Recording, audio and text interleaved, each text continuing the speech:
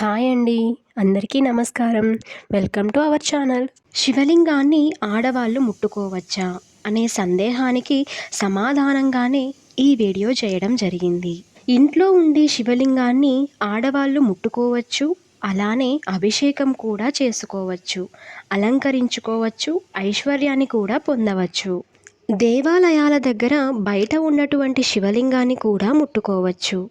కానీ కొన్ని దేవాలయాలలో గర్భగుడిలో ఉన్నటువంటి శివలింగాన్ని ఆ గుడి ఆచారాలని అనుసరించి ఆ గుడి అర్చకులే శివలింగాన్ని ఆడవారు తాకొచ్చు అని చెబితే మాత్రమే తాకవచ్చు.